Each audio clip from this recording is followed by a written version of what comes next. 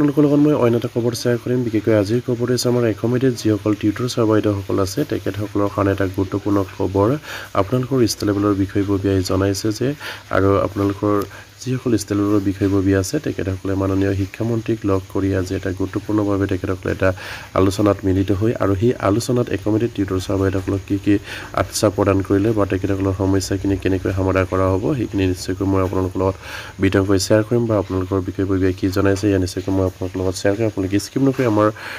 channel ভিডিঅ'টো সকলোৱে চাই থাকিব আৰু এতিয়ালৈকে যদি আমাৰ চেনেলটো ছাবস্ক্ৰাইব কৰে কাইণ্ডলি ছাবস্ক্ৰাইব কৰিব আৰু প্ৰতিগৰাকী আমাৰ একাডেমিত টিউটৰ ছাৰ বা যাতে কি খবৰ পায় আপোনালোকে শ্বেয়াৰ কৰি দিব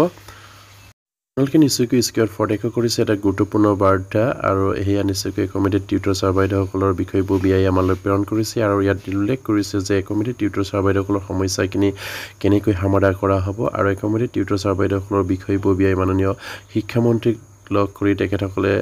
এটা গুৰুত্বপূৰ্ণ আলোচনাত মিলিত হৈ আৰু তেখেতসকলৰ সমস্যাখিনি কেনেকৈ সমাধান কৰা হ'ব সেইখিনি ইয়াত উল্লেখ কৰিছে নিশ্চয় আপোনালোকে স্ক্ৰীনত প্ৰত্যক্ষ কৰিছে লিখিছে আজি শিক্ষামন্ত্ৰীৰ লগত সদৌ অসম সংলগ্ন টিউটৰ সন্থাৰ বৈঠক আজি ইংৰাজী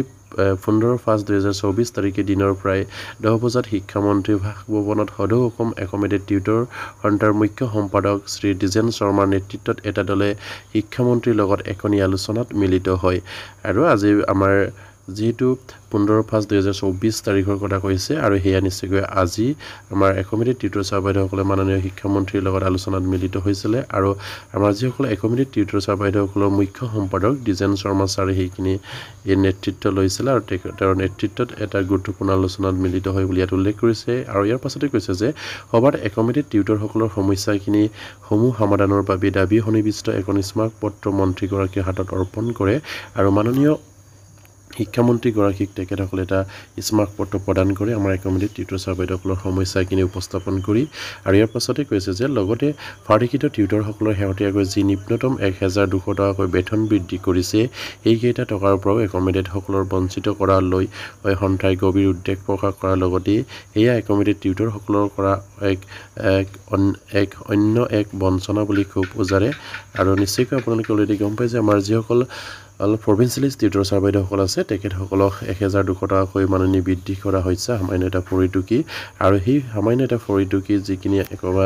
আমাৰ ফাৰ্ডিকৃত টিউটৰ ছাৰ বাইদেউসকলৰ বৃদ্ধি হ'ল কিন্তু একাডেমিত টিউটৰ ছাৰ বাইদেউসকলৰ সেইখিনিও বৃদ্ধি হোৱা নাই বা সেইখিনিৰ পৰা বঞ্চিত হয় বুলি তেখেতসকলে ইয়াত উল্লেখ কৰিছে আৰু কিয় বঞ্চিত হ'ব লগা হ'ল সেয়া মাননীয় শিক্ষামন্ত্ৰীগৰাকীক তেখেতসকলে জনাইছে আৰু ইয়াৰ প্ৰত্যুত্তৰত মাননীয় শিক্ষামন্ত্ৰীগৰাকীয়ে কি ক'লে নিশ্চয়কৈ মই আপোনালোকৰ লগত শ্বেয়াৰ কৰিম আপোনালোকে স্কিপ নকৰি আমাৰ ভিডিঅ'টো শেষলৈ চাই থাকিব আৰু এতিয়ালৈকে যদি আমাৰ চেনেলটো ছাবস্ক্ৰাইব কৰে কাইণ্ডলি ছাবস্ক্ৰাইব কৰিব আৰু ইয়াতে কৈছে যে আৱশ্যক আজিৰ বৈঠকত শিক্ষামন্ত্ৰী মহোদয়ে ইতিপূৰ্বে চলিত লোকসভা নিৰ্বাচনৰ ফলাফলৰ পিছতেই একাডেমিত টিউটৰসকলৰ বেতন বৃদ্ধি কৰা হ'ব বুলি প্ৰতিশ্ৰুতি প্ৰদান কৰে আৰু ইতিমধ্যে ৰাজ্যিক প্ৰাথমিক শিক্ষা সঞ্চালকৰ কাৰ্যালয়ত এক শৰৎকালীন প্ৰশিক্ষণ বিচাৰি কৰা আবেদনৰ ভিত্তিত এটা ফাইল প্ৰস্তুত কৰাৰ বিষয়ে সম্পাদক দ্বিজেন শৰ্মাই জানিব দিছে নিশ্চয়কৈ এটা গুৰুত্বপূৰ্ণ খবৰ আমাৰ একাডেমিত টিউটৰ ছাৰ বাইদেউসকলৰ কাৰণে কাৰণ তেখেতসকলৰ যিখিনি ফৰিটুকি বৃদ্ধি হ'ব লাগে সেইখিনি বৃদ্ধিৰ এই কথাটো মাননীয় শিক্ষামন্ত্ৰীগৰাকীয়ে বৰ্তমান যিহেতু আমাৰ লোকসভা নিৰ্বাচন চলি আছে সেই লোকসভা নিৰ্বাচনৰ ফলাফলৰ পাছতেই আমাৰ একাডেমিত টিউটৰ ছাৰ বাইদেউসকলৰ বেতন বৃদ্ধিৰ কথা ইয়াত উল্লেখ কৰিছে বা মাননীয় শিক্ষামন্ত্ৰীগৰাকীয়ে সেইখিনি প্ৰতিশ্ৰুতি প্ৰদান কৰিছে যে আমাৰ লোকসভা নিৰ্বাচনৰ ফলাফলৰ পিছতেই একাডেমিত টিউটৰ ছাৰ বাইদেউসকলৰ ফৰিটুকি বৃদ্ধি কৰা হ'ব বুলি মাননীয় শিক্ষামন্ত্ৰীগৰাকীয়ে জানিবলৈ দিছে আৰু ইয়াৰ পাছতে কৈছে যে যিহেতু আমাৰ একাডেমিত টিউটৰ ছাৰ বাইদেউসকলৰ যিখিনি বৃদ্ধিৰ কথা কৈছে সেই বৃদ্ধিৰ কথাটো তেখেতসকলে ইয়াত উল্লেখ কৰি কৈছে যে মাননীয় শিক্ষামন্ত্ৰীগৰাকীয়ে আৰু যিহেতু তেখেতসকলৰ সমস্যাখিনি আৰু এটা সমস্যা আছিলে যিসকল আমাৰ একাডেমিত টিউটৰ ছাৰ বাইদেউসকলে এতিয়ালৈকে প্ৰাথমিক শিক্ষা সঞ্চালকৰ কাৰ্যালয়ৰ পৰা এটা শৰৎকালীন প্ৰশিক্ষণ গ্ৰহণ কৰা নাই সেই প্ৰশিক্ষণ আবেদনৰ বাবে তেখেতসকলে বাৰম্বাৰকৈ তেখেতসকলে সেই প্ৰশিক্ষণ বিচাৰি তেখেতসকলে আবেদন কৰিছিলে আৰু সেই যিখিনি আবেদন সেইখিনি এটা ফাইল প্ৰস্তুত কৰাৰ বিষয়ে আমাৰ দ্বিজেন শৰ্মা ছাৰে জানিব দিছে যিসকল আমাৰ এতিয়ালৈকে ডিএলএড প্ৰশিক্ষণ গ্ৰহণ কৰা নাই বা প্ৰাথমিক শিক্ষা সঞ্চালকৰ কাৰ্যালয়ত তেখেতসকলে সেইখিনি আবেদন কৰিছিলে যিসকল এতিয়ালৈকে আমাৰ একাডেমিত টিউটৰ ছাৰ বাইদেউসকলে যিসকলে এতিয়ালৈকে ট্ৰেইনিং গ্ৰহণ কৰা নাই বা ট্ৰেইনিং তেখেতসকলে গ্ৰহণ কৰিব পৰা নাই সেই ট্ৰেইনিংসমূহ ল'বৰ কাৰণে তেখেতসকলে এটা স্মাৰক পত্ৰ বা সেইখিনি বিভাগীয়ভাৱে তেখেতসকলে আবেদন জনাইছিলে বা মাননীয় শিক্ষামন্ত্ৰী বা মুখ্যমন্ত্ৰীকো সেইখিনি তেখেতসকলে জনাই তেখেতসকলৰ যিসকল আমাৰ ট্ৰেইনিং লোৱা নাছিলে সেইসকলক ট্ৰেইনিং দিয়াবৰ কাৰণে তেখেতসকলে সুবিধা দিবৰ কাৰণে দাবী জনাইছিলে আৰু সেয়া দাবী হয়তো অতি সোনকালে সম্পূৰ্ণ হ'ব বা সেই যিসকলে এতিয়ালৈকে আমাৰ প্ৰাথমিক শিক্ষা অঞ্চলৰ কাৰ্যালয়ত যিখিনি আবেদন কৰিছিলে সেই আবেদনৰ ভিত্তিত সেইসকলৰ যিসকলে এতিয়ালৈকে মানে প্ৰশিক্ষণ ল'ব পৰা নাই প্ৰশিক্ষণ ল'বৰ কাৰণে এটা ফাইল প্ৰস্তুত কৰাৰ বিষয়ে আমাৰ ডিজেন শৰ্মা ছাৰে জানিব দিছে আৰু উক্ত ফাইলটোৰ যাৱতীয় কাম কাজসমূহ কৰতীয়াভাৱে কৰিবৰ বাবে সংস্থাই আহ্বান জনায় আৰু লগতে একমিটিত টিউটৰসকলৰ সমস্যাৰাজি অনতিপলমে সমাধানৰ বাবে পুনৰবাৰ অসম চৰকাৰ তথা শিক্ষা বিভাগক আহ্বান জনায় নিশ্চয়কৈ আমাৰ ডিজেন শৰ্মা ছাৰে আজি মাননীয় শিক্ষামন্ত্ৰীৰ লগত যিখিনি বৈঠক বহিছিলে সেই বৈঠকত মাননীয় শিক্ষামন্ত্ৰীগৰাকীয়ে তেখেতসকলক প্ৰতিশ্ৰুতি প্ৰদান কৰা মতেই লোকসভা নিৰ্বাচনৰ ফলাফলৰ পাছতেই তেখেতসকলৰ যিখিনি একমিটেড টিউটৰ ছাৰ বাইদেউসকলৰ দৰমহা আছে সেইখিনি দৰমহা বৃদ্ধিৰ কথা মাননীয় শিক্ষামন্ত্ৰীগৰাকীয়ে প্ৰতিশ্ৰুতি প্ৰদান কৰিলে আৰু যিসকল এতিয়ালৈকে আমাৰ DLED প্ৰশিক্ষণ গ্ৰহণ কৰিব পৰা নাই যিসকল আমাৰ একমিটেড টিউটৰ ছাৰ বাইদেউসকল সেইসকলকো DLED প্ৰশিক্ষণ গ্ৰহণ কৰাৰ সুবিধা দিবৰ কাৰণে বিভাগীয়ভাৱে যিখিনি তেখেতসকলে আবেদন কৰিছিলে সেই আবেদনৰ ফাইলসমূহ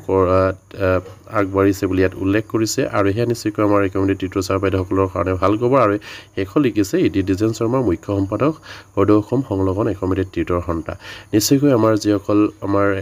গুৰুৱে অসৰণ প্ৰচেষ্টা চলাই আছে আমাৰ টিউটৰ শিক্ষকসকলৰ উদ্ধাৰ হকে একমিটেড টিউটৰ ছাৰ বাইদেউসকলক উদ্ধাৰ হকে সেইসকল আমাৰ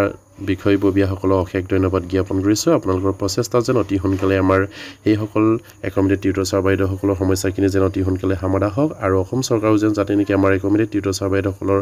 বিষয়ে গুৰুত্ব দি অতি সোনকালে যেন টিউটৰৰ সমস্যাটো অসমৰ পৰা নাইকিয়া কৰিব লাগে আৰু সেয়া নিশ্চয়কৈ আমাৰ মাননীয় মুখ্যমন্ত্ৰী আৰু শিক্ষামন্ত্ৰীগৰাকীয়ে জানে যে অসমত তেখেতসকলে যিখিনি নতুনকৈ এটা পদ সৃষ্টি কৰিছে সেই পদটোৱে হৈছে টিউটৰ আৰু সেই টিউটৰ সমস্যাটো সমাধান কৰিবলৈ হ'লে বা টিউটৰ সমস্যাটো অসম চৰকাৰৰ পৰা বা অসম ৰাজ্যৰ পৰা নাইকিয়া কৰিবলৈ হ'লে নিশ্চয়কৈ মাননীয় মুখ্যমন্ত্ৰী আৰু শিক্ষামন্ত্ৰীৰ প্ৰচেষ্টাত এইখিনি অতি সোনকালে নাইকিয়া হ'ব পাৰে আৰু সেই তেখেতসকলক আমাৰ প্ৰভিন্সিয়েলাইজ বা পাৰ্টিকৃত টিউটৰ ছাৰ বাইদেউসকলে হওক বা একমিটেড টিউটৰ ছাৰ বাইদেউসকলে হওক তেখেতসকলক বাৰম্বাৰকৈ অনুৰোধ জনাই আহিছে যে অতি সোনকালে যেন আমাৰ সেইসকল টিউটৰ সমস্যাখিনি সমাধান কৰি তেখেতসকলক পূৰ্ণ পৰ্যায়ৰ শিক্ষকসকলে আপগ্ৰেড দিবৰ কাৰণে তেখেতসকলে পূৰ্ণ